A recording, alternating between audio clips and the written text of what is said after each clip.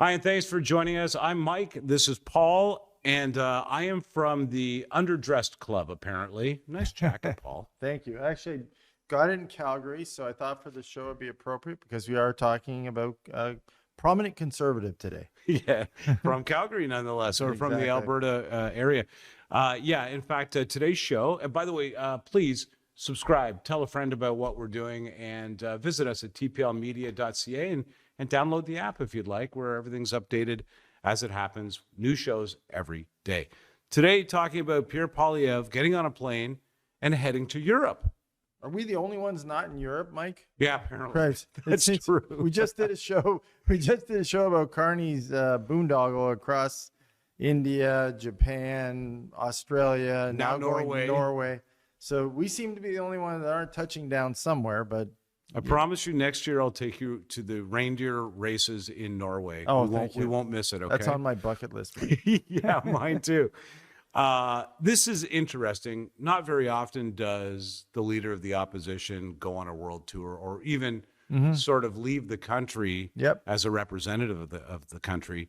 But that's exactly what Pierre did. Well, it's interesting, and I took a look at historical leaders in Canada, prime ministers, who have done a similar thing, and to help their international credibility. I bet it's a short list. It's a short list, right? Yeah. So Justin Trudeau did this. I can see that. Yeah, he did it. Yeah. He did it actually before getting in office. He went on a boondoggle around the world. And I was surprised, which is a very quiet prime minister. Stephen Harper did this. So, which is interesting because we're going to get to that at the end. But another Albertan oil and gas guy seemed to have done a world tour at some point in time to get his exposure in the world expanded. So, well, it's very interesting. But let's take a look at his trip to start with. He lands in England. And he's at the Margaret Thatcher Club. I'm sorry, what's that called again? The Carlton Club, I believe, of which she is the chair. Yeah. And it is a pretty conservative group by the sounds of things. Yep. And he gave a speech there. Should we take a look at that for a second? Sure. That is why I believe the time has come for a partnership between Canada, the United Kingdom, and Australia, and New Zealand. A modern CANZUK, a pact that opens our economies, removes barriers, recognizes credentials, expands skilled labor mobility, and deepens capital markets. Cooperation that helps us build stronger militaries and keep our countries safe from shared threats like China, Russia, and others. Our four countries have the free trade agreement and arrangement that is already in place through the Trans-Pacific Partnership. But we must go further, because tariffs are not the only or even the biggest barrier to our trade. More often, trade is slowed by regulations, standards, product approvals, licensing, and rules of procurement, etc. For example, Canadian beef is not able to make it into as many marketplaces of this country as it should because of regulatory obstacles. We must remove these types of obstacles so all of you can enjoy the heavenly splendor of beef from rural Alberta, if I do say so myself. So now you take a look at what he's done there in that one event. He is positioning himself as a representative, as a leader in Canada, that he's out there trying to promote what Canada has to offer and convince our government to open up the trade gates a little wider.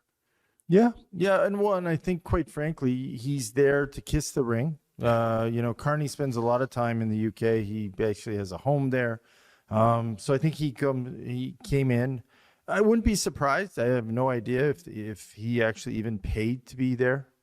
So interesting. I don't know. No. So when I thought about it when I saw it, I thought, I wonder if he bought his spot for the luncheon. Because sometimes the different clubs will accept people who pay a fee to actually come speak at lunch. Oh, okay. Yeah. So, it could have been even one of those lunch events where you pay a little money, or in this case, probably a lot of money, to come in. He's got enough money in his political war chest that he's amassed. Oh, let's push pause on that. Okay. $47 million raised, and they're estimating over 200,000 donators. Okay.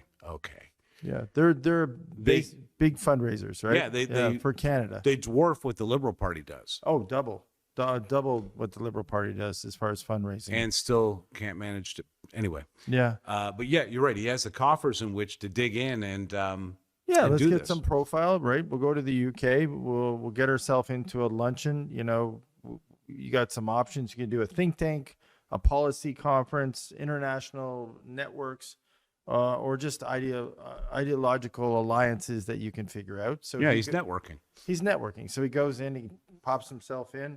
He's got a 23-minute speech. You know, we showed part of it, and he focuses on gas because when he gets there, you know, Iran is a hot topic and it's coming. So he actually, you know, spends a lot of time talking about the mistakes and the environmental challenges that Canada has had on gas and oil. And that's what he uses it for. Well, it's interesting because he then moves on to Hamburg, I believe, is his next stop. Yeah, weird stop. That one was kind of a puzzlement to me. You know, I'm in Europe and I land in Germany. Yeah. Well, it's interesting because I think this kind of flies in the face of Carney directly. I think what he's trying to show here, and I'll get back to my overall opinion of the opposition doing this, but he shows up there. Germany has managed to build 5 LNG ports in 2 years. Yeah. And he shows up and says, you know what, we could be a good supplier for you because you have the means to receive it. We just don't have the means to deliver it. Yeah, because during Justin Trudeau's days, we took a pass on LNG, right? Yeah. And I think the Germans thought we weren't going to. They were gearing up, but we weren't. And I guess he's identifying a mistake. I guess he's trying to highlight liberal policy that costs, you know, billions of dollars to Canada. Which is interesting because I don't think the Germans care. Well, they backfilled it. So the interesting part is they backfilled the LNG with U.S. supply. Right. So, you know, which has happened in the LNG market. A bunch of people stepped in and where we couldn't meet the demand, they've met the demand. And that market is kind of getting, it still has room for growth, of course, but it's satiated itself, right? Yeah, it's already found its market and everybody's happy with the deals they have. Yes. Once again, not much we can do, but just kind of saying, hey, we kind of blew it. Showing it in the face of Carney. Yeah. Well, and the funny thing is in his speech, he goes on about the fact that, you know, we could be suppliers of LNG if, and this is the big if your relationship with the U.S. implodes. So I thought that was kind of a weird one because I'm looking at it thinking, well, you know, we were in the UK. We gave a speech about, quite frankly, how, you know, a number of things, quite frankly, but how we've screwed up on the oil and gas front. Yeah. And the fact that, you know, we could be a great supplier, you know, based on the way the war is going that the U.S. has instigated. Wouldn't that be nice? No, not nice. But, you know, he's kind but I'm just saying, wouldn't it be nice if we were that in that spot right now? But we're not. We're not. So it's kind of like one of those make-believe, you know, just in case, guys, we could be there. No, we can't. We can't. We would have had to start 3 to 5 years ago to even be close to being in this spot now to be there. You know, and we've talked about it on other shows. Our oil and gas is not owned by Canadians. So quite frankly, it's owned by Americans. You'd be talking to American companies. So quite frankly, him having a conversation about our oil and gas, which we don't own, seems a little wacky to me. But we seem as Canadians to always have we have a conversation like these resources are ours. Our oil and gas, and they're not. We sold them. We owned a oil and gas company as a Crown Corp. We sold that too. That was a conservative, by the way, Brian Mulrooney. Right. Yeah, sold it off. Right. And you know, all of the extraction is done by American companies. Yeah. All of it, all the drilling, everything. Yeah. The fracking, same thing. Very few Canadian companies. Most of it is shipped down, as we saw when we were in Alberta. Most of it is shipped down across the border into Montana. It's refined over there, the balance of it. So yeah, we're not. I don't know if anyone's noticed, but we're not doing much in that space. You know, so he makes 2 stops in Germany, and then I think home for a moment, and now has headed off to the U.S., specifically to Texas, where it's interesting to you and I, as we talked about this, all of the head offices of many of the corporations in his hometown are based in Texas. Yes. Well, okay. Yeah, no, before you get there, I want to back up 1 minute, because this is one that's driving me crazy. What does Carney do before he heads out to Norway? Packs his reindeer riding gear. I'm sure he has his chaps, but I like that I got Christoph with that one. Yeah. No, I'm sure he does. But, he calls a by-election. He calls 3 by-elections, right? So quite frankly, he calls the by-elections. I find it interesting, right? The guy who should be most worried about the by-elections is heading to Texas, right? The guy who called the by-elections is heading to Norway, right?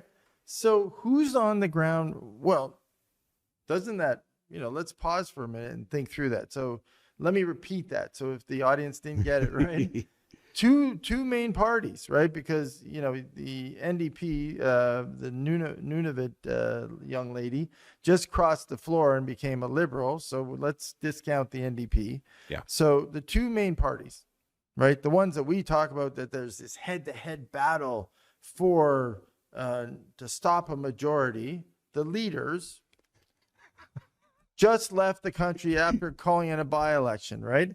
Now, you think, if you're in America or you're in another country in Europe, they would stay home. They would go to ground. They would set up headquarters. They would get their factions, set up, drives, campaign, all those things. No, there's some work to do right now. There's some work to do, but no, let's let that ride out. Let's not try to get too integral. Yeah. Right. And Pierre, don't get too upset. Right. Because, I understand that you don't feel that people crossing the floor has anything to do with you, that it's totally the prime minister dragging people across the floor. Yeah. Come on now, right? Instead of being here saying, okay, we need to set up an inquiry into how this is happening, or a committee to investigate inquiry, it. Mike, don't say that word. Oh, my bad. Oh, my goodness. Yeah, you could get someone to actually ask a diligent question. Who lets the leader of a country call a by-election that is in question over people crossing the floor without saying anything even? Well, he does call it, this is, these are backroom deals. Yeah. Yeah, he does. Okay, then investigate them. No. Let's Maybe get a when I get commission. back, I have to go get a big steak in Texas and That I can't blame him for. a new Stetson. Yeah. Well, like where I got my jacket. And, Pierre, if you're thinking about it, if you're down there, I'm sure they'll have a tack shop or a good Western wear shop. You could get something up. You can pick one jacket up like this. I'll be honest with you. Anybody running for office wearing that jacket's got my vote. Really? He might want to. He really might want to consider it. I think you could carry it off too. He's been working out. Oh, okay. Yeah. So he's got a lot of time. You're in the right. gym. Yeah. If I wear that jacket, endless taunting. You guys wear that jacket, stylish guys. But your point is well taken. The opposition has work to do here to get into power. They have the budget. Yeah. They have people crossing the floor. Right. The leader of the opposition didn't get in legitimately. Sorry, the first time he tried. There's work to be done here at home. I don't know that. No, Mike. But just think about it. If you stop the by-elections, if the by-elections go and he doesn't get majority, you might lock up in a budget and you might have to go to election. Yeah. You don't want that. That's work. That's something you don't want. You don't want. So if that happens, then you have to work really hard, spend your money. And if you lose, you're probably going to not get to keep the leadership. Oh, I see. So he's passing his resume around in these countries. I'd be a great consultant. I don't know. I can't speak to that. Listen, I made a list, and you tell me, and I'll go through them, and you tell me if I'm wrong on any of these points. Sure. I came up negative on this Pierre thing going on a trip. I'm going to be honest with you at the onset. All right, shoot. An opposition leader has no authority to sign agreements, negotiate trade, or change policy. They can only yap about it. What do you mean? He's promising to bring LNG and oil and gas to 2 countries. Well, at least he's getting an agreement, more than I've seen Carney actually sign. So if he does come back with something, he should at least get a commission. Right. Canadians don't vote based on foreign policy ever. I don't think they even care. Honestly, I don't even, if you asked 10 Canadians on the street which countries they were in, I doubt they could name one. We thought he went to 10 countries. He went to 2 and now a third. So there you go. I mean, and we pay attention to what's going on out there. No swing voter in Canada is changing their vote because Pierre Poilievre shook hands in Berlin. That is the truth. This is the swing voters out there are really where he needs to have his focus. Well, the Germany trip is very bizarre. I couldn't figure that out other than the LNG component to take a poke. Maybe they were again, maybe as I mentioned, there was just one of the groups that, you put 10 feelers out, you tell them you'll pay them $10,000 for the opportunity to speak at the luncheon. And they were the only groups that took the cash. Yeah. I don't know. You know what? I would pay him to come and talk at our lunch. I mean, there's only a small group of us, but I'd buy pizza. Okay, well, let's put it on the table for Pierre. All right. If he comes back home, happy to do that. It kind of gives the Liberals the advantage. Foreign diplomacy is where an incumbent government kind of dominates. Right. So at the moment, he doesn't really have a lot of sway, even in the international business world, frankly. No, it's an unknown. So he's an unknown. It doesn't really have any staying power. Yeah. And he comes home without much to say, kind of is an easy thing for the Liberals to build on. Well, what did you go there for? Well, so you're stirring up garbage. It's interesting, right? So they used to trade missions. Yeah. So you used to take a group of prominent business leaders or politicians and used to go on trade missions. And governments did them in power and not in power. So the interesting part, it's kind of a similar show we did recently where we talked about the fact that he's never talked about who he would have as his trade ambassador if he was in power. Right. So do you think if he was going to really seriously do this trip, he would have taken someone along, a previous prime minister, conservative, or, I don't know if Harper would even do it, but he could bring someone along, even a previous minister, a foreign affairs minister, a previous one that we could actually take him and stand beside him. Give him that legitimacy, yeah, that endorsement. That's endorsement, right? The connections. Okay. Yeah. Like, that to me would make sense, which maybe that would get you in more rooms. So you could at least do a 10-country tour rather than 2 German cities and 1 London. Well, it's funny because the other thing that I kind of put on my list was it detracts and kind of moves away from his Canadian focus, Canadian problem, domestic issues, sort of policy objectives.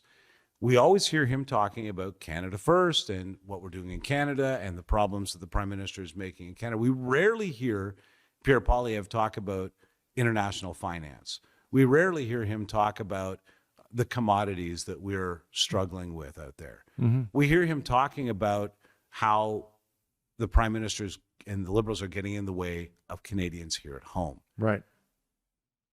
We're accustomed to that. And he takes a departure to do something that we can't really identify as a little nebulous and doesn't feel like it accomplishes anything. I think right now, especially right now, like you point out, those messages that he is constant with need to be amplified and expanded on here at home. Right. Maybe a trip across Canada would be a better opportunity for Pierre Poilievre at this moment. Oh, yeah. Well, I've said that for both leaders, right? Quite frankly, the one, our prime minister didn't even show up to talk about the debate in the Iran war.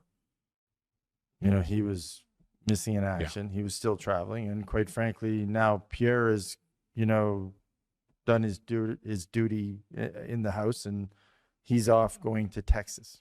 Yeah, we hear he might be on the Rogan show. Yeah. So once again, Pierre, we have a podcast studio too. You can come work out if you want. Well, yeah, and that's interesting, to see what evolves from that. Now, I don't know if that would be a good idea or a bad idea. That's a tough one, right? And whether you would want to take the risk right now and go down and do a very popular American podcast. Yeah, I And how don't that know. comes out, and because his shows, quite frankly, he's not very positive on Canada right now. No, he's So, very negative about the liberals in Canada and calling us socialists and stuff like that. So either Pierre comes off anti-Canadian. yeah, which isn't helping him anymore because he's been kind of always compared to a Trump character. Yeah.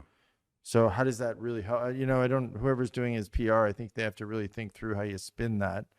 My guess is, and if I had to guess why he's there, quite frankly, because I don't know if we're not hearing there's a club or a group he's speaking with. No, he's just down there for meetings. Yeah. Right. Which, if you think about it, all of our oil and gas companies are headquartered. You mentioned that earlier. Are headquartered in Texas, right? Yeah. So, quite frankly, he's probably there to meet the head offices of the oil and gas guys, who most likely are big conservative contributors. So he's down there kind of, explaining what's going on, probably talking to them about opportunities if there are any, kind of doing a think tank with them to try to figure out if they can do anything to expand oil and gas production in case the war goes on in Iran longer. Who knows? But sorry, the leader of the opposition is going to take care of that for us? No, I don't. I probably, honestly, if the question you'd have to ask him is, who asked him to go? Did they want him to come down and have a conversation, or is he just going down to, try to entice some conversation and do more fundraising? Probably. And my guess is it's more of a fundraising mission. Yeah, I think that they're to trying to position him as an internationally known figure, which he is not. Mm-hmm. And getting introduced around the world. But really, that's three places. But again, the kind of the weird part is, you come back from Germany and where do you go? You go to Texas. Like, who goes to Texas? Like, quite frankly, so you go to Washington, you go to New York, on the East Coast, you probably head into California, maybe Texas. I don't know. I spent time, I built properties in Oklahoma. I built properties in Texas too, but quite frankly, it's not somewhere where I would say, wow, the first place I go in America is Texas. As a political figure, no, not at all. Well, it's got kind of backward politically. It's a little bit, I was going to say, it really does paint him as a super mega conservative, I think, in a lot of ways. 100%, right? It's the home, and I'm not sure that's the look I would be going for right off the hop. Now to your point, you might throw in a podcast. And maybe that gets everyone just, it was an exposure trip. But I don't know. What benefit do you get out of American podcasting back into Canada? Well, my last point was this whole thing just looks like political theater. Yeah. So I'm tired of that, frankly. Yeah. Oh, yeah. So am I. Be here doing something here to show Canadians. Put your hand in the hands of Canadians. Humanize a little more. Find platforms in Canada where you can actually get voters behind you. It's interesting. So, I keep bringing it up. 110 days to July 1st. Yep. So the CUSMA is fast approaching. What I would be doing now is if I was in his shoes and I had all my ministers and all my people around the table, I would almost produce a what if plan. So I would literally, create a book, a document, and say, here's the 3 scenarios how I would react if, number one, tariffs, which we just got tariff news today, right? The media was jumping all over the fact that, it might be some relief for Canadian tariffs. I don't think the news we got today says that. It might actually stick CUSMA for another year. Yeah. Well, up until July, right? So they might extend it. This might create the extension until they can figure out how to tariff us. Yeah, exactly. Yeah, that's a good point. But I my thinking on is I would sit down and I'd be developing almost a parallel budget that I would drop. It's a good idea. Yeah, because quite frankly, you're not spending any time on by-elections, so you've kind of conceded that. Based on the fact that you basically, I don't know how much time you spent picking the candidates to run in those ridings. I guess you did. quite Not long frankly. enough to convince him to You- stay. You were in the UK, you're in Germany when it was all happening. Yeah. You dropped the by-election. Now you're going to Texas. Like maybe you were thinking about it before. Maybe your group, your strategy team has already picked them, so Yeah. you're okay.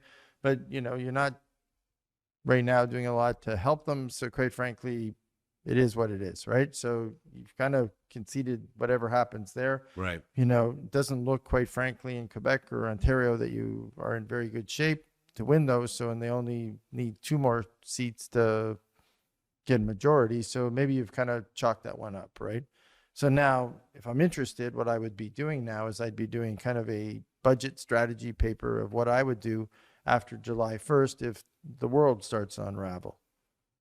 So, right now, Mexico is already in discussions on Kuzma with the Americans bilaterally. This is a really good idea you have, because if he traveled across the country with the book in his hand, Yeah. who's the last guy to do that? Oh, Mulrooney, wasn't it? Mulrooney, Chrétien did it. Chrétien, yeah. The red book. Yeah. But I would, the blue book or the red book. But, honestly, I would be traveling across the country now And and saying, here's the plan. for your province. And here's how you fit into the whole picture. Wow. And here's what we're going to do. Because each province has unique issues. Yeah, that's and true. This is how we're going to fund them. We tend to think this is like a secret formula that we don't know. We know the populations, we know the demographic, we know the industries in each of the provinces. We know all these things. That's a really good point. Like putting the plan together for each of them is not a really tricky thing to do. And then an overall book that a chapter in this book that shows how this gets integrated. Another chapter, another section that talks about how that works internationally. Yeah. No, I really think that traveling is probably not the best idea for Pierre Poilievre, if I was to be honest with you. And I think that it's with the money that they have right now, they need to put it to work right on the ground, boots on the ground, getting the right people lined up, getting the right faces ready for these by-elections, and getting control of the party. Well, how about, I got one for you, just to think about. How about a retreat? You've had members leave. You've kind of, why not just go away for a little while, put that strategy paper together, try to get everyone back on the same page, get everyone involved. So quite frankly, you get a team effort going forward. You get some, lighten up your central control and get some ministers involved so they feel like they're part of a solution. Build a team, right? Get them going again, and quite frankly, get them motivated to be back in the field. There's shadow ministers that have exact information and exact planning of our federal government because they're there on the backbench. Having said that, you're right. They should be called to the floor. I think this is one of the things that if I was, one of the Conservative Party planners, would be to put some faces out there that aren't just Pierre Poilievre's. I would be getting some faces out there that are showing who they are in the community, why they're viable, why they were a good choice to run in that riding, and what they could be doing for our nation and parliament. But we really do have the lens focused on one guy. Oh, we really do. And then he loves it. Quite frankly, he's loving it.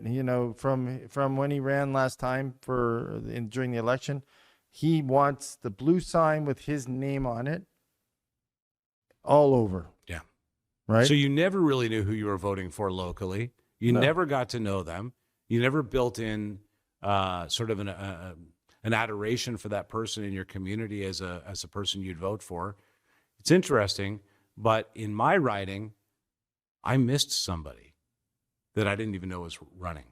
Oh, really? Yeah, I saw the Pierre signs and had a miss on who was running, and the individual that was running in my riding was a good choice. Yeah, of People course. love her. There would have been no question in their mind that's who they wanted. But if they liked her and didn't care for Pierre, that vote was lost. Yeah. So at the local level, I think that there needs to be, it doesn't need to be autonomy, but there should be some personality development across the country that says, hi, I'm Mike, I'm a conservative. Mm-hmm. Don't clip that. Hi, I'm Paul, I'm a conservative, and I do this in the community, and I do that, and da-da-da-da-da. Yeah. that's that's what I would do to put a face on the party at the moment, and I would not worry so much about put the leader up beside these people. Or you're just going to get 6 more people walk across tomorrow. You definition of insanity, right? Keep doing the same thing. Yeah, you keep doing the same thing. We The keep same doing result. He keeps doing the same thing. He's now going internationally, trying to get his name out by himself, not traveling with anyone. It's all the same MO. It's all the same stuff. And quite frankly, One brand, Pierre. one brand that fails with a population over 65 time and time again, fails with females in Canada, internationally doesn't have any name recognition. How can that work? No, I think the work needs to be done here. Boots on the ground. With a plan. Thanks, Paul.